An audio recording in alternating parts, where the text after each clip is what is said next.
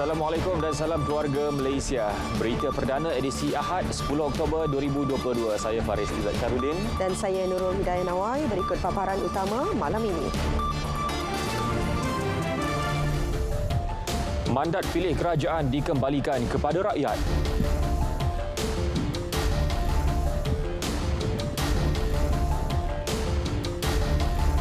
Pelaksanaan PRU15 perlu disegerakan, ambil kira ramalan bencana.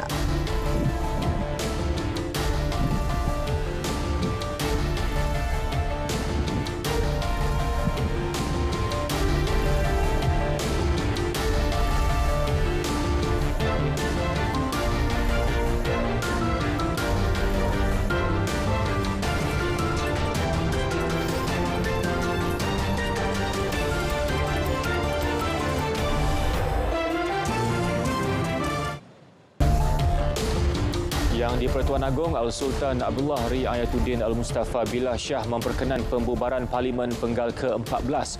Baginda telah memperhalusi usul berkenaan selepas menerima menghadap Perdana Menteri semalam. Sri Paduka Baginda menzahirkan harapan agar Suruhanjaya Pilihan Raya SPR menjalankan Pilihan Raya Umum PRU15 dalam tempoh terdekat dengan mengambil kira monsun timur laut yang diramal bermula pertengahan bulan depan. Datuk Pengelola Bijaya Diraja, Datuk Seri Ahmad Fadil Syamsuddin dalam kenyataan Istana Negara memaklumkan ia selaras kuasa-kuasa baginda sebagai Yang di-Pertuan Agong seperti mana termaktub di bawah perkara 40/2/B dan perkara 55/2 Perlembagaan Persekutuan. Baginda turut menzahirkan rasa kecewa dengan perkembangan politik semasa dan tiada pilihan selain memperkenankan permintaan Perdana Menteri bagi memulangkan kembali mandat kepada rakyat untuk memilih kerajaan yang stabil. Bagaimanapun, Sri Paduka menegaskan negara yang kukuh adalah penting bagi menjamin kestabilan politik dan kemakmuran ekonomi yang berterusan demi kesejahteraan negara dan rakyat. Baginda mengajak rakyat bersama-sama mendoakan agar negara dan rakyat sentiasa dirahmati, diberkati dan dilindungi daripada sebarang bentuk musibah, khususnya bencana banjir.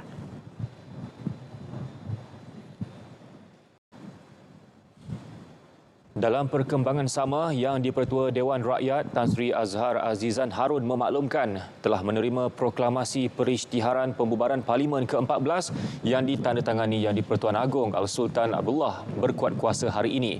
Selaras itu, beliau memaklumkan persidangan Majlis Dewan Rakyat, persidangan Kamar Khas, mesyuarat jawatan kuasa pilihan dan mesyuarat jawatan kuasa pilihan khas yang dijadualkan sebelum ini dibatalkan dan urusan selanjutnya terletak pada bidang kuasa pihak SPR untuk melaksanakan proses pilihan raya umum. Selepas menerima perkenan Yang di-Pertuan Agong, Perdana Menteri Datuk Seri Ismail Sabri Yaakob mengumumkan pembubaran Parlimen Penggal ke-14 dalam perutusan khasnya 3 petang tadi. Selaras dengan perkara 40/2/B dan perkara 55/2 Perlembagaan Persekutuan, ke bawah duli Yang Maha Mulia Sri Paduka Baginda Yang di-Pertuan Agong telah bertindak menurut budi bicara baginda dengan memperkenankan permintaan saya supaya Parlimen ke-14 dibubarkan pada hari ini, Isnin 10 Oktober 2022.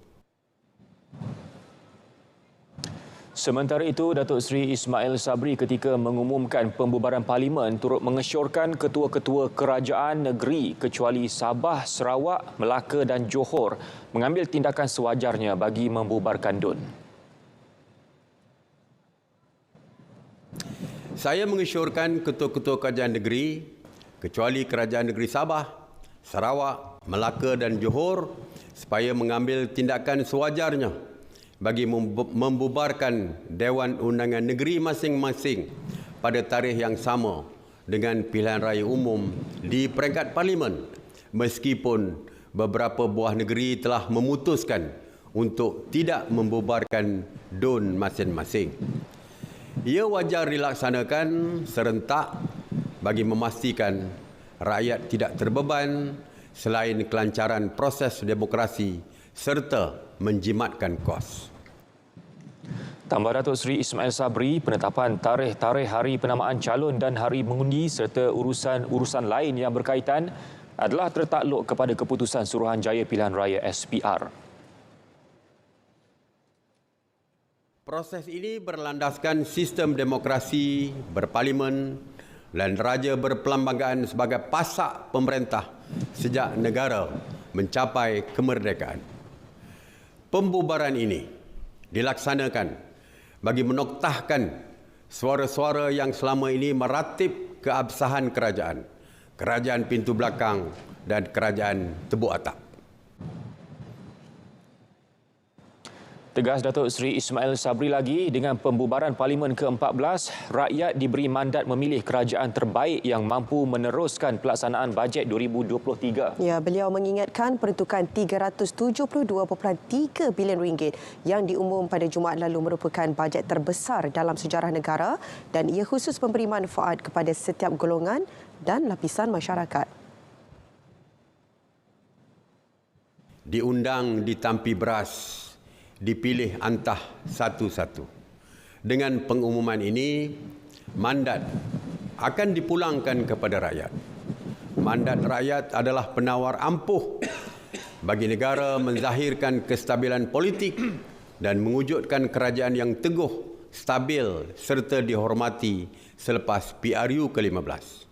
Semoga rakyat menggunakan kuasa yang ada pada mereka untuk memilih kerajaan yang mampu meneruskan pelaksanaan bajet keluarga Malaysia 2023, mengekalkan kestabilan politik, memulih dan mengukuh ekonomi serta mengekalkan keharmonian dan perpaduan keluarga Malaysia yang berbilang agama, kaum dan etnik.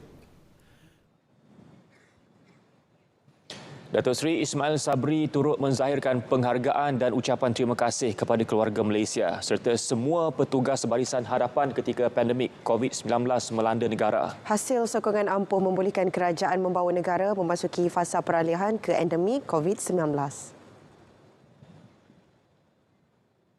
Di atas kejayaan tersebut, Malaysia telah melangkah memasuki fasa peralihan ke endemik pada tanggal 1 April 2022 yang membolehkan pembukaan semula sempadan negara selepas lebih 2 tahun ditutup.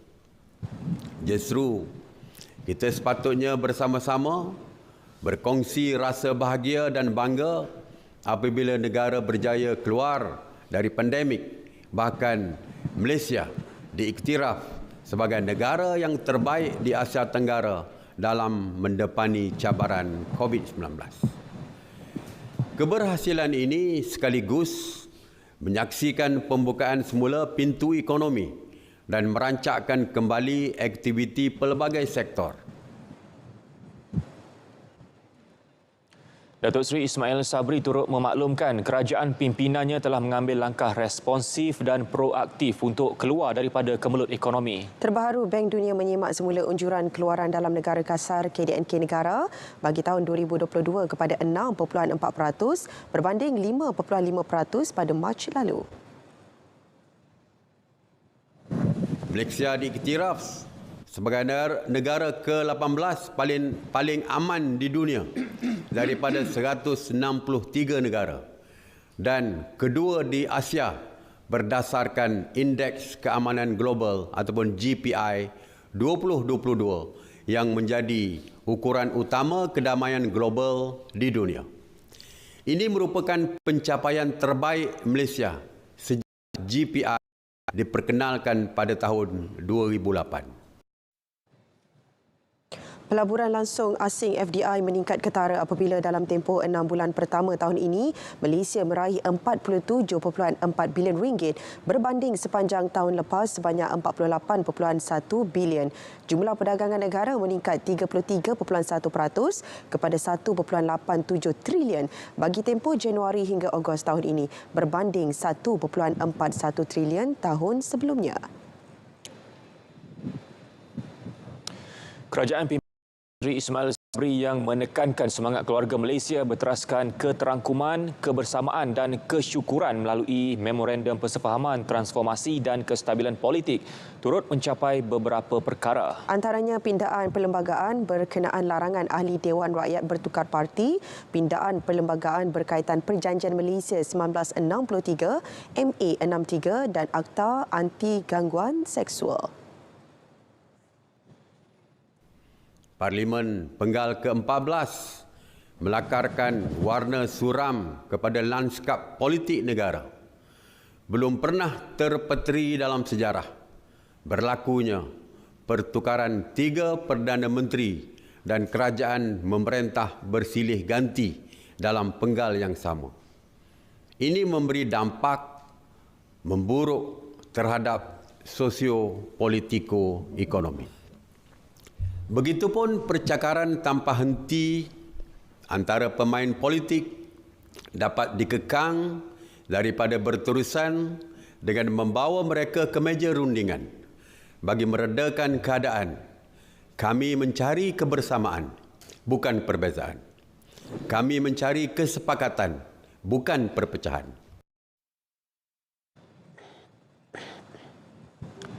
Barisan Kabinet di bawah kepimpinan Perdana Menteri Datuk Seri Ismail Sabri Yaakob akan berfungsi sebagai kerajaan caretaker atau kerajaan sementara walaupun Parlimen dibubar secara rasmi hari ini. Ketua Setiausaha Negara Tan Sri Muhammad Zuki Ali berkata mesyuarat Kabinet boleh dijalankan seperti biasa. Jelas beliau, jemaah menteri masih lagi bermesyuarat terutama apabila berlaku bencana dan sebagainya. Namun, Kabinet tidak boleh membuat sebarang keputusan dasar walaupun masih boleh menasihati yang di-Pertuan Agong dalam soal pentadbiran negara. Kabinet boleh terus melaksanakan sebarang dasar yang telah diputuskan sebelum Parlimen dibubarkan. Wujudkan kerajaan yang kukuh dan pastikan keselamatan ekonomi negara. Penganalisis keselamatan dan politik Dr. Nor Nirwandi Mat Nordin berkata pengumuman pembubaran Parlimen oleh Perdana Menteri itu tepat pada masanya. Inilah selalu bentuk harapan yang kita mahukan daripada satu bentuk pimpinan negara untuk terus membawa negara menghadapi segala bentuk ancaman walaupun terpaksa pada dasarnya mengorbankan jawatan ataupun memperlihatkan kewujudan satu kekuatan baru untuk membubarkan Parlimen dalam keadaan yang katakan tidak sesuai. Sementara bajet 2023 yang dibentangkan Jumaat lalu membuktikan kesiapsediaan perancangan ekonomi akan datang. Rang undang-undang pembekalan ataupun bajet yang telah dibentangkan 2023 sebenarnya adalah sangat signifikan. Ia tidak sia-sia. Kerana apa yang berlaku apabila bajet itu dibentangkan, masyarakat boleh melihat perancangan kerajaan yang jadikan satu acuan asas untuk menghadapi kemelesetan ekonomi, tekanan global dan menghadapi fasa endemik yang sedang berlaku untuk kita keluar sepenuhnya dari COVID-19 dan juga ketidaktentuan geostrategik global dan sebagainya. Tambah beliau, kerajaan pimpinan Datuk Seri Ismail Sabri masih dikekalkan sebagai kerajaan sementara namun terdapat sekatan tertentu yang perlu dipatuhi. Tapi sebenarnya kerajaan itu masih lagi sedia wujud untuk diuruskan berdasarkan dengan apa yang telah diperkenankan dan dipersetujui oleh yang di-Pertuan Agong, dan kita rasa kerajaan ini boleh terus memainkan peranan sementara. Tetapi cuma dari segi aspek-aspek yang lebih berhemah tidak boleh digunakan dalam kempen-kempen pilihan raya. Perkembangan politik tanah air pasca pilihan raya umum PRU ke-14 sesuatu yang tidak pernah berlaku sebelum ini. Setelah Pakatan Harapan PH mendirikan kerajaan sebelum hilang sokongan, negara menyaksikan 3 pemimpin mengangkat sumpah jawatan sebagai Perdana Menteri. Peralihan kuasa yang berlaku selepas itu memperlihat warna-warni politik negara dengan kepimpinan negara kemudiannya diterajui Perikatan Nasional dan Kerajaan Keluarga Malaysia. Kita imbas kembali kronologinya. Selepas memenangi PRU 14, PH secara konsensus melantik pengerusi bersatu ketika itu, Tun Dr. Mahathir Mohamad sebagai Perdana Menteri buat kali kedua. Beliau mengangkat sumpah sebagai Perdana Menteri ke-7 pada 10 Mei 2018. Selepas itu, Majlis Penasihat Kerajaan ditubuhkan bertujuan membantu tadbir urus dan ekonomi. Namun kemelut politik yang melanda membawa kepada peletakan jawatan Tun Dr. Mahathir sebagai Perdana Menteri pada 24 Februari 2020 sekaligus mengakhiri pentadbiran 22 bulan kerajaan PH. Yang di-Pertuan Agong Al-Sultan Abdullah Riayatuddin Al-Mustafa Billah Shah kemudiannya berkenan melantik Presiden Bersatu Tan Sri Muhyiddin Yassin sebagai Perdana Menteri ke-8 setelah semua ahli parlimen dan pemimpin parti politik menghadap baginda. Kepimpinan Tan Sri Muhyiddin yang mengangkat sumpah pada 1 Mac 2020 teruji di saat seluruh dunia termasuk negara berdepan pandemik COVID-19. Beliau lantas mengumumkan pelaksanaan Perintah Kawalan Pergerakan PKP selain menjadi individu pertama yang menerima suntikan vaksin. Pada 12 Januari 2021, Yang di-Pertuan Agong memperkenan tempoh pelaksanaan darurat sehingga 1 Ogos 2021 atau sehingga suatu tarikh yang lebih awal jika angka kes positif COVID-19 harian dapat dikawal. Namun pada 3 Ogos 2021, Majlis Kerja Tertinggi MKT UMNO sebulat suara menarik sokongan kepada Kerajaan Perikatan Nasional PN dan Tan Sri Muhyiddin. 3 hari kemudian, 31 ahli Parlimen UMNO dan Barisan Nasional BN menyatakan sokongan dan kekal bersama Kerajaan PN. Tanggal 9 Ogos 2021, UMNO mengesahkan utus 2 warkah kepada Yang di-Pertuan Agong yang menyatakan penarikan sokongan kepada Tan Sri Muhyiddin. Ini membawa kepada cadangan beliau berhubung persefahaman rentas parti pada 13 Ogos 2021 bagi membolehkan usul percaya kepada Perdana Menteri diluluskan di bipartisan di Dewan Rakyat. Bagaimanapun, semua blok pembangkang menolak tawaran Tan Sri Muhyiddin. Justru pada 16 Ogos 2021, Tan Sri Muhyiddin mengumumkan peletakan jawatan sebagai Perdana Menteri ke-8 selepas mempengerusikan mesyuarat khas Kabinet di Putrajaya. Yang di-Pertuan Agong kemudiannya berkenan melantik Datuk Seri Ismail Sabri Yaakob sebagai Perdana Menteri ke-9. Datuk Seri Ismail Sabri mengangkat sumpah jawatan sebagai Perdana Menteri ke-9 pada 20 Ogos 2021. Pemeteraian MOU Transformasi dan Kestabilan Politik selain kelulusan Undi 18 dan rang undang-undang lompat parti di Parlimen menjadi sejarah yang dilakar di bawah kepimpinan Datuk Seri Ismail Sabri. Agenda Nasional Malaysia Sihat ANMS kini menemui anda melalui siri jelajahnya. Saringan kesihatan, pertandingan, aktiviti cabar diri, pencarian bakat, amalan penjagaan kebersihan persekitaran, aktiviti interaktif dan macam-macam lagi. Bersama meriahkan jelajah ANMS di lokasi berhampiran anda. Kerajaan terus memperkukuh ketenteraman awam dan keselamatan negara dengan KDN dan MINDEF diperuntukkan sebanyak RM18.3 bilion dan RM17.4 bilion. Tahun 2023, usaha utama kerajaan adalah untuk melaksanakan pertama, pembelian dan penyelenggaraan aset ATM bagi meningkatkan kesiagaan pertahanan dengan peruntukan hampir RM4 bilion. Kedua, pembelian dan penyelenggaraan aset PDRM bagi meningkatkan keselamatan dalam negeri dengan peruntukan RM431 juta. Ketiga, penyelenggaraan semua kapal dan bot APMM bagi memastikan keselamatan kawasan maritim negara dengan peruntukan RM485 juta.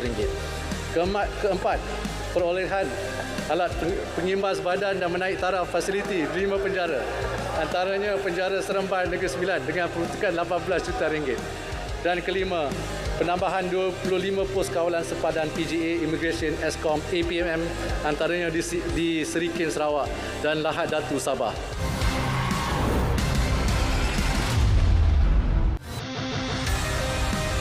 Rumah berpendapatan bulanan kurang RM2,500 dan menanggung 5 orang anak atau lebih layak menerima BKM sebanyak RM2,500. Ini ialah kategori baru sebagai usaha kerajaan meringankan beban keluarga yang menyara ramai anak. Bagi isi rumah sehingga 4 orang anak pula akan layak menerima BKM antara RM1,000 hingga RM2,000.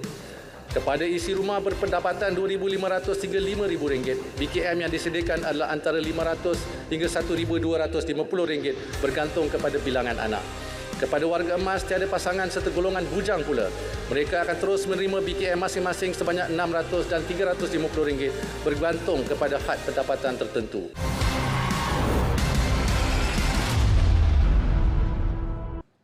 Baik, bertemu kembali. Susulan pembubaran Parlimen, Ahli Majlis Tertinggi UMNO mengadakan mesyuarat di Menara Dato' On WTC Kuala Lumpur. Untuk perincian lanjut, kita bersama wartawan Hairun Afandi di lokasi. Silakan Hairun. Terima kasih Faris dan Dia. UMNO pada malam ini akan mengadakan mesyuarat Majlis Tertinggi susulan pengumuman Perdana Menteri Datuk Seri Ismail Sabri Yaakob berhubung pembubaran Parlimen. Petang tadi pembubaran Parlimen sekaligus ia memberi laluan kepada pilihan raya umum ke-15 bakal diadakan. Makluman tersebut, makluman mesyuarat MKT UMNO telah juga disahkan sendiri oleh Setiausaha Agong UMNO Datuk Seri Ahmad Maslan menerusi ciapan di laman Twitter beliau. Dalam pada itu, pada 5 petang tadi juga telah diadakan mesyuarat Biro Politik UMNO sejurus pengumuman pembubaran oleh Perdana Menteri. Antara ahli Majlis Tertinggi UMNO yang kelihatan hadir mesyuarat pada petang tadi ialah Presiden UMNO Datuk Seri Dr. Ahmad Zahid bin Hamidi, Timbalan Presiden UMNO Datuk Seri Muhammad Hassan, Naib Presiden UMNO Datuk Seri Mahathir Khalid, Tan Sri Muhammad Noor Omar, Datuk Seri Bong Mokhtar, Datuk Seri Johari Abdul Ghani dan Datuk Seri Abdul Rauf Yusof. Setakat ini, semua pengamal media di sini telah berkumpul di Dewan Dato' On bagi menantikan kehadiran ahli-ahli Majlis UMNO bagi mesyuarat MKT yang akan berlangsung sebentar saja lagi. Dan kelibat beberapa ahli Majlis Tertinggi UMNO mula masuk ke pekarangan menara ini bagi menghadiri mesyuarat yang dikatakan penting pada hari ini. Jadi bagi saya setakat ini sahaja litas langsung saya ataupun laporan semasa di Menara Dato' ini bagi mesyuarat Majlis Tertinggi UMNO. Kembali ke Angkasa Puri bersama Faris dan Dia. Silakan. Baik, terima kasih Hairun untuk perkembangan semasa. Saudara, Polis Diraja Malaysia PDRM akan mengatur gerak 94,411 pegawai dan anggota di seluruh negara untuk memastikan kelancaran pilihan raya umum ke-15 PRU15. Ketua Polis Negara Tan Sri Akhil Sani Abdullah Sani berkata ia sebahagian daripada keseluruhan 120,557 anggota PDRM untuk penugasan berkaitan pilihan raya. PDRM akan bekerjasama erat dengan semua agensi terutama Suruhanjaya Pilihan Raya SPR bagi memastikan proses pemilihan demokratik di negara ini berjalan lancar. Pihaknya juga akan berganding bahu dengan agensi penyelamat untuk menghadapi sebarang kemungkinan berlaku bencana alam ketika tempoh PRU15 berlangsung kelak. PDRM meminta semua pihak memainkan peranan agar proses pilihan raya berlangsung tanpa sebarang insiden tidak diingini.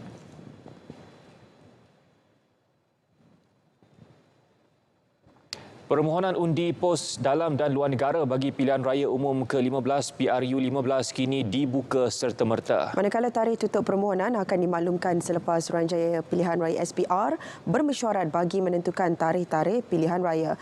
Setiausaha SPR Dato' Indra Ikmal Rudin Ishak dalam kenyataannya berkata, permohonan undi pos bagi kategori 1A merangkumi petugas pilihan raya, ahli atau pegawai SPR, anggota polis, anggota tentera dan petugas media. Permohonan perlu dibuat secara manual menggunakan borang 1B yang boleh dimuat turun dari portal rasmi SPR. Bagi kategori 1B iaitu warga negara Malaysia yang berada di luar negara dan 1C iaitu agensi atau organisasi, permohonan perlu dikemukakan secara dalam talian melalui portal My SPR. Satu mesyuarat khas akan diadakan untuk menentukan tarikh-tarikh penting PRU ke-15 dan pilihan raya kecil Dewan Undangan Negeri DUN N66 Bugaya Sabah pada satu tarikh yang akan diumumkan kelak. Menteri Komunikasi dan Multimedia Tan Sri Anwar menyambut baik pengumuman pembubaran Parlimen hari ini. Ia selaras amalan demokrasi berparlimen dan raja berperlembagaan. Tan Sri Anwar menerusi kenyataan di laman sosialnya berkata, kuasa memilih kini dikembalikan kepada rakyat. Beliau mengajak semua pihak sama-sama menunaikan tanggungjawab membentuk kerajaan yang kuat dan stabil. Ia bagi menumpukan sepenuh perhatian dan keupayaan mengharungi cabaran mendatang, terutama untuk membina semula ekonomi dan memacu negara serta kesejahteraan hidup rakyat, sekaligus membina Malaysia yang lebih baik. Jentera MIC sudah lama bersedia untuk menghadapi pilihan raya umum ke-15. Demikian reaksi Timbalan Presiden MIC Datuk Seri M. Saravanan susulan pengumuman pembubaran Parlimen. Maka pilihan raya ini amat penting untuk India. Dan hari ini kita lihat hubungan di antara pemimpin Barisan Nasional khususnya UMNO dengan MIC begitu erat. Dan bukan lagi sebagai master and servant relationship. Ini lebih sebagai strategic partner. Hari ini kita berlaku seperti hari ini apabila Yang Berhormat Presiden MIC telah mentaskan manifesto pilihan raya untuk masyarakat India terus disambut dan diterima dan diakui oleh Presiden Barisan Nasional. Ini menunjukkan UMNO dan Barisan Nasional terima MIC sebagai strategic partner. Menteri Besar Johor Dato' On Hafiz Ghazi turut menyambut baik pembubaran Parlimen bagi memulangkan mandat kepada rakyat membentuk kerajaan persekutuan yang stabil selari dengan kerajaan negeri. Buktinya, Johor melalui pilihan raya negeri 6 mencapai kejayaan ekonomi, pelaburan, pelancongan dan sukan dalam tempoh yang singkat. Sehubungan itu, beliau menyeru rakyat bijak memilih kerajaan persekutuan pada pilihan raya umum. Beliau berpandangan keselarian membolehkan Johor menerima lebih banyak peruntukan dan bantuan. Ia bagi membantu usaha pembangunan negeri sekaligus mencapai status negeri maju menjelang 2030. Sementara itu, Timbalan Menteri di Jabatan Premier Hal Ehwal Korporat, Penerangan dan Unit Komunikasi Awam Sarawak, Dato' Abdullah Saidul yakin pelaksanaan PRU 15 mengambil kira keselesaan dan keselamatan rakyat. Dalam PRU 15 kali ini, cabaran utama ketika berkempen ialah keadaan cuaca yang tidak menentu. Tetapi dalam kita membuat persediaan, kita telah mengambil langkah-langkah yang tertentu untuk supaya kempen kali ini dapat tidak menyusahkan rakyat dan di mana calon dapat berjumpa secara melalui aktiviti mikro untuk berjumpa dan membuat penerangan kepada rakyat. Dan ketika hari mengundi nanti juga langkah-langkah berjaga-jaga, langkah-langkah yang lebih aktif untuk memastikan lebih ramai pengundi-pengundi daftar dapat keluar mengundi dalam keadaan selesa, persediaan dari segi logistik dan sebagainya. Dato' Abdullah yang juga ahli Majlis Tertinggi Parti Pesaka Bumi Putera Bersatu PBB berkata gabungan Parti Sarawak GPS telah membuat persediaan awal dan semua ahli-ahli Dewan Undangan Negeri telah diarah mengaktifkan bilik gerakan pilihan raya masing-masing bagi mengukuhkan kedudukan di peringkat Parlimen. Kelantan kekal dengan pendirian tidak membubarkan Dewan Undangan Negeri DUN walaupun kerajaan mengumumkan pembubaran Parlimen berkuat kuasa hari ini. Timbalan Menteri Besar Kelantan Datuk Muhammad Amar Nik Abdullah berkata pihaknya masih berpegang dengan keputusan yang dibuat parti sebelum ini. Yang Berhormat Datuk Seri Presiden pun dan Timbalan Presiden pun telah keluar statement sebenarnya 2-3 hari lepas bahawa 3 negeri yang diperintah oleh PAS ini, Kelantan, Terengganu dan Kedah ni tidak akan dibubarkan kalau Parlimen dibubarkan dalam tempoh yang terdekat, maksudnya dalam tahun ini. Jadi setakat ni keputusan itu masih lagi kekal walaupun Parlimen bubar ini. Bagi saya, pilihan raya musim banjir inilah yang lebih menyusahkan rakyat. Kita tak akan buat dalam musim banjir. Kalau kita bubar Dewan pun bukan tahun ni. Kita ada masa yang panjang, paling cepat pun bulan 3. Sementara itu, Menteri Besar Terengganu dalam kenyataan yang diterima RTM sebentar tadi menyebut sebarang keputusan pembubaran bagi Dewan Undangan Negeri itu hanya akan disahkan selepas mesyuarat Jawatan Kuasa Harian Parti Islam Se-Malaysia PAS awal pagi esok. Baik, dalam perkembangan sama, Perikatan Nasional PN menghormati keputusan Perdana Menteri membubarkan Parlimen. Walaupun gabungan itu pernah menyarankan agar pilihan raya umum ke-15 PRU 15 tidak diadakan dalam masa terdekat. Pengerusinya Tan Sri Muhyiddin Yassin berkata PN menerima keputusan itu kerana dibuat berlandaskan perlembagaan negara dan mendapat perkenan yang di-Pertuan Agong. Bahawa pembubaran Parlimen ini telah mendapat perkenan yang di-Pertuan Agong. Kami Perikatan Nasional menerima keputusan itu kerana itu adalah berlandaskan kepada perlembagaan negara. Apa sebab sekalipun, tapi bila sudah diumumkan, itu adalah keputusan yang selaras dengan perlembagaan negara dan kami hormati itu. Walaupun sebelum ini Perikatan Nasional telah memberikan pandangan kerana situasi semasa ini tidak berapa sesuai dalam dikata kemungkinan berlakunya banjir dan masalah-masalah lain yang sedang dihadapi oleh negara. Itu telah pun kita berikan pandangan. Tapi walaupun begitu, bila mana keputusan telah dicapai dan Yang di-Pertuan Agong telah pun berkenan, maka kita hormati keputusan itu. Katanya semua jentera PN akan bergerak atas nama Perikatan Nasional tanpa 3 jentera dengan menggabungkan penyertaan pimpinan parti lain untuk memudahkan pergerakan.